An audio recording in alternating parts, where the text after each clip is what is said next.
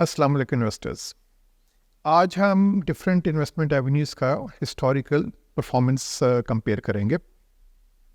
पिछले कुछ साल का जो पीरियड था वो स्टॉक मार्केट के लिए अच्छा पीरियड नहीं था, मगर अभी जो लास्ट फिस्कल ईयर ख़त्म हुआ है इसमें स्टॉक मार्केट ने 89% का रिटर्न दिया और उससे पिछले चंद साल स्टॉक मार्केट का रिटर्न नेगेटिव था।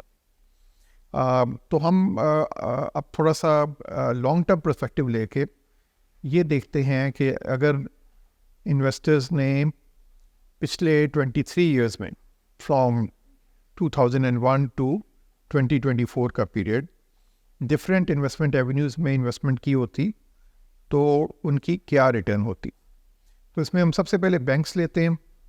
बैंक्स का जो एवरेज रिटर्न रहा ओवर द लास्ट 23 इयर्स वो 6.5% पर ईयर रहा। तो जिस इन्वेस्टर ने 100 रुपीज़ इन्वेस्ट किए थे बैंक्स में, उसकी इन्वेस्टमेंट की वैल्यू बढ़कर 23 साल के बाद 426 रुपीज़ हो गई। जिसने डॉलर ख़रीदा था 23 साल पहले, और उसका जो रिटर्न रहा वो 6.6% पर ईयर रहा रुपी टर्म्स में, और उसकी जो 100 रुपये की वैल्यू है वो बढ़ के 436 रुपीज़ हो गई।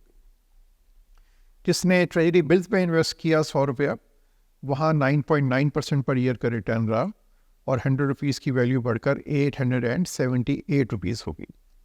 स्पेशल सेविंग सर्टिफिकेट्स ने 10.2% पर ईयर का रिटर्न दिया और 23 साल में 100 रुपये की वैल्यू बढ़कर 944 रुपीज़ हो गई। पाकिस्तान इन्वेस्टमेंट बॉन्ड्स ने 11.2% पर ईयर का रिटर्न दिया और 23 साल में 100 रुपये की वैल्यू बढ़कर 1153 हो गई।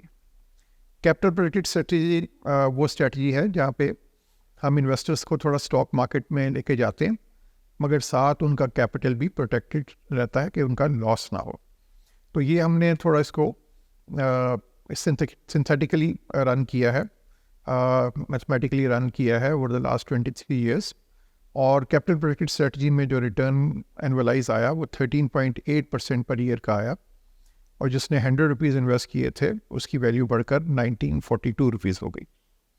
गोल्ड ने ख़ासतौर पे पिछले 3-4 साल में जहाँ करेंसी काफ़ी डी वैल्यू हुई है वहाँ पे अच्छा परफॉर्म किया, और जो लास्ट 23 इयर्स का एवरेज रिटर्न रहा गोल्ड पे वो 17% पर ईयर का रहा, और जिसने 100 रुपीज़ इन्वेस्ट किए थे 23 साल पहले गोल्ड में, आज उसकी वैल्यू बढ़कर 3742 रुपीज़ हो गई।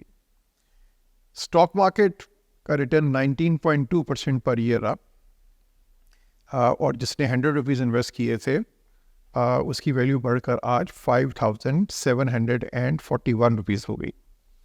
तो हम देख रहे हैं कि सबसे ज़्यादा जो रिटर्न रहा वो स्टॉक मार्केट में रहा, जहाँ 100 रुपये की वैल्यू बढ़कर 5700 रुपये के करीब हो गई है। मगर स्टॉक मार्केट में रिस्क भी ज़्यादा होता है, जो कि आपको चार्ट से नज़र भी आ रहा है कि स्टॉक मार्केट में अप्स एंड डाउन्स काफ़ी ज़्यादा होते हैं। अब इसी पीरियड में जो इन्फ्लेशन रही वो 9.7% पर ईयर रही average for the last 23 years. तो अगर आप देखें तो जिन्होंने पैसा बैंक में रखा या डॉलर ख़रीदा या तकरीबन टी बिल में रखा या इवन स्पेशल सेविंग सर्टिफिकेट में रखा, उन्होंने तो तकरीबन इन्फ्लेशन से कम कमाया या तकरीबन इन्फ्लेशन के बराबर कमाया। तो इसलिए कोशिश ये होनी चाहिए कि उन एवेन्यूज़ में इन्वेस्ट करें जहाँ आपका रिटर्न इन्फ्लेशन से एटलीस्ट ज़्यादा हो। और तो बेसिकली ये जो एनालिसिस है ये शो करता है कि there is a relationship between risk and return.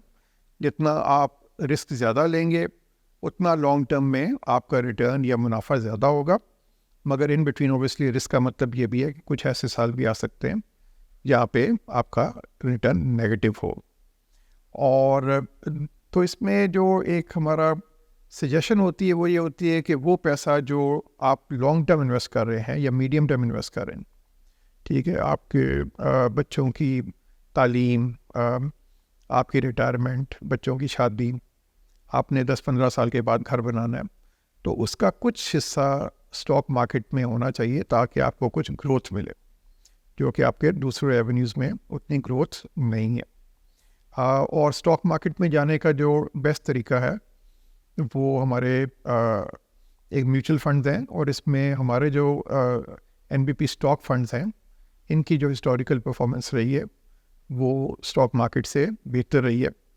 और हम आपको सजेस्ट करते हैं कि अगर आप स्टॉक मार्केट में इन्वेस्ट करना चाहें तो हमारे एनबीपी स्टॉक फंड्स को कंसिडर करें। यहाँ से अभी आगे जाते हुए भी हमें स्टॉक मार्केट का रिटर्न अच्छा लग रहा है, क्योंकि एक तो वैल्यूएशन वाइज अभी भी स्टॉक मार्केट की प्राइस टू अर्निंग रेशो 5 से नीचे है, और दूसरा अब पिछले 1 साल में जो इन्फ्लेशन गिरी है और इंटरेस्ट रेट गिरने का ट्रेंड है, और साथ इंशाल्लाह हमारा एक IMF एग्रीमेंट भी साइन हो जाएगा, तो उसके बाद हम एक्सपेक्ट कर रहे हैं कि stock market will continue to perform well.